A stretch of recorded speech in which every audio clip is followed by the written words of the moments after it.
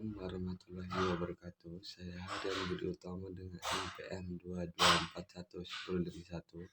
Di sini saya akan menjelaskan materi tentang orientasi perusahaan terhadap pasar. Nah, kita akan membahas satu persatu aja di sini. Orientasi perusahaan terhadap pasar adalah strategi bisnis yang menetapkan kebutuhan dan keinginan pelanggan sebagai fokus utama dalam membuat produk dan layanan.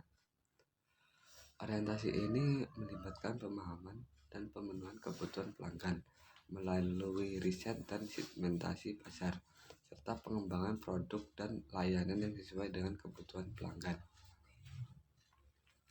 Orientasi pasar yang kuat di dalam perusahaan dapat memberikan penawaran dan memberikan kepuasan yang lebih baik kepada pembeli, serta meningkatkan kinerja pemasaran yang lebih baik.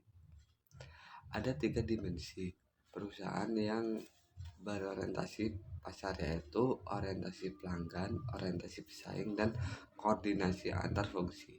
Dalam orientasi pasar, perusahaan juga harus mempertimbangkan faktor-faktor seperti segmentasi pasar, positioning, dan bauran pemasaran untuk mencapai tujuan pemasaran yang efektif. Juga ada visi misi perusahaan merupakan elemen penting dalam membentuk identitas dan ciri perusahaan. Visi menggambarkan gambaran ideal tentang masa depan yang diinginkan oleh perusahaan, sementara misi mendefinisikan tujuan dan fokus utama operasional perusahaan. Dengan memiliki visi dan misi yang jelas, perusahaan dapat memerlukan strategi dan taktik yang sesuai untuk mencapai tujuan tersebut. Visi dan misi perusahaan juga dapat menjadi panduan bagi setiap individu untuk merasa terhubung dengan perusahaan dan menciptakan kepuasan kerja yang lebih baik. Analisis pasar dan pesaing merupakan kunci penting dalam rencana bisnis. Hal ini meliputi pemahaman akan kondisi pasar, segmentasi pasar, serta kekuatan dan kelemahan pesaing. Menurut Dianto Soeharto, seorang dosen dan peneliti di SBM ITB, pesaing sangat penting dalam membuat rencana bisnis, terutama bagi pelaku UMKM. Dalam konteks ini, analisis pasar dan pesaing membantu pemilik UMKM untuk memahami kondisi pasar, membuat produk dengan target yang tepat, serta mempersiapkan strategi pemasaran dan rencana bisnis yang efektif. Oleh karena itu, pemahaman yang mendalam terhadap analisis pasar dan pesaing akan mempermudah pemilik UMKM dalam mengembangkan bisnis mereka.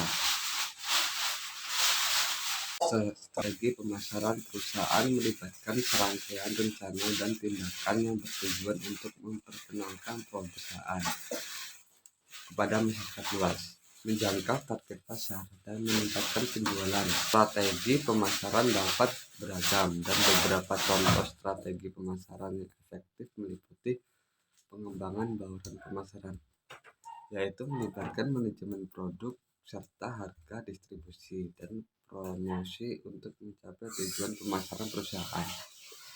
Lalu penggunaan media sosial. Pemanfaatan platform media sosial untuk membangun kesadaran merek terlibat dengan konsumen dan mempromosikan produk atau layanan. Lalu pemasaran konten. Menciptakan dan mendistribusikan konten yang bernilai untuk menarik, melibatkan, dan mempertahankan audiens yang relevan. Lalu pemasaran influencer, menggandeng tokoh atau selebriti di sosial media untuk mempromosikan produk atau layanan perusahaan. Lalu pemasaran email, mengirimkan email pemasaran personal dan relevan kepada pelanggan atau calon pelanggan. Dengan memiliki strategi pemasaran yang tepat, perusahaan dapat mencapai tujuan pemasaran seperti meningkatkan penjualan, meningkatkan kesadaran merek, dan mempertahankan hubungan dengan pelanggan.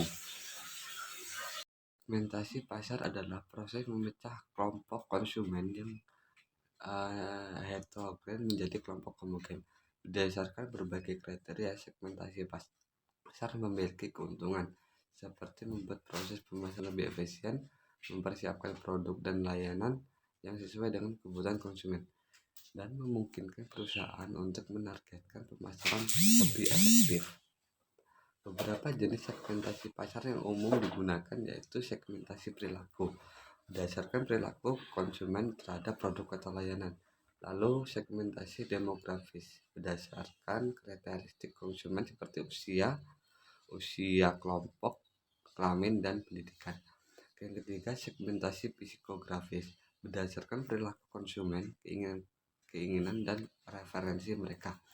Keempat, segmentasi geografis, berdasarkan aspek lokasi konsumen seperti tempat tinggal mereka. Yang kelima, segmentasi pasar, harus dilakukan dengan mempertimbangkan beberapa faktor seperti analisis situasi, kesadaran pasar, dan karakteristik konsumen.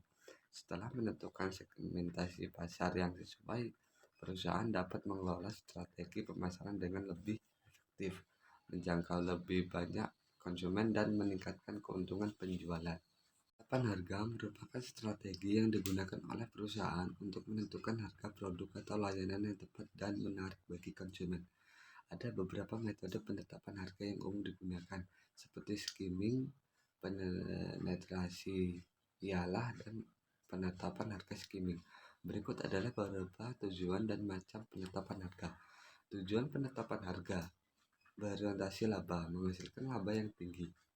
Berorientasi pada volume, menargetkan volume tertentu produk atau layanan yang dijual. Berorientasi pada citra, image, membangun citra positif perusahaan melalui harga. Lalu stabilitasi harga, mempertahankan hubungan yang stabil antara perusahaan dengan konsumen.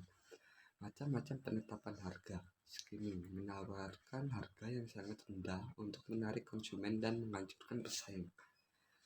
Lalu penetrasi ialah mengatur harga rendah dengan cara berkelanjutan dalam jangka waktu yang panjang. Penetapan harga skimming menawarkan harga sangat rendah untuk menarik konsumen, tetapi lebih rendah daripada skimming.